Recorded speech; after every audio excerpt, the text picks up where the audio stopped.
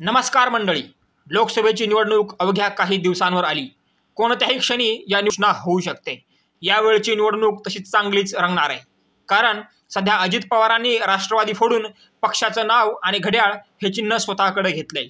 अजित पवारांच्या बंडामुळे या निवडणुकीत काका पुतण्या आणि बहीण भाऊ असा सामना पाहायला मिळणार आहे. पण या निवडणुकीत सर्वात चर्चा असणार आहे ती बारामती मतदारसंघाची. महायुतीमध्ये हा मतदारसंघ तसा भाजपकडे जातो.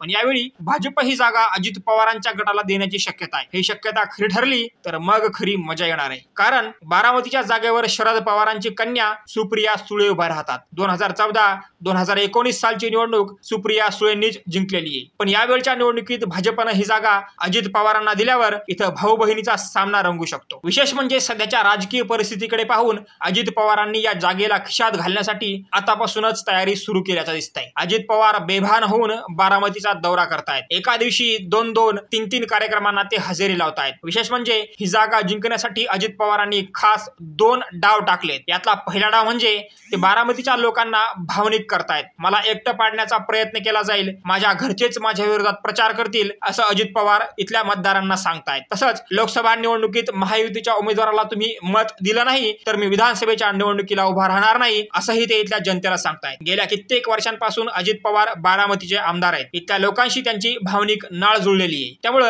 अजित पवारांचा भावनिक आवाहन करण्याचा डाव जमून आला तर सुप्रिया सुळे अडचणीत सापडू शकतात. यातला दुसरा डाव म्हणजे अजित पवार इथं स्वतःच्या पत्नी सुनेत्रा पवार यांनाच निवडणुकीच्या मैदानात उतरवण्याच्या तयारीत आहेत. हे जर खरं ठरलं तर सुप्रिया सुळे आणि सुनेत्रा पवार असा ननंद भाऊजाईचा सामना रंगू शकतो. सुप्रिया सुळेंविरोधात पवार कुटुंबातल्याच व्यक्तीला उमेदवारी दिल्यावर शरद पवार किंवा अन्य नेते टोकाचा प्रचार करणार नाहीत, टोकाची टीका करणार नाहीत असा अजित पवारांचा अंदाज आहे. खरं म्हणजे या सगळ्या शक्यता आहेत. पण अजित पवारांनी पत्नी सुनेत्रा पवारांना निवडणुकीच्या आखाड्यात उतरल्यावर सुप्रिया सुळेंचा निभाव लागणार का? अजित पवार बारामतीचा गड जिंकणार का? हे पाहणं महत्त्वाचं ठरणार आहे. तुम्हाला काय वाटतं हे कमेंट बॉक्समध्ये नक्की सांगा. अशाच इनसाइड स्टोरीसाठी आपल्या चॅनलला सबस्क्राईब करा. जय महाराष्ट्र.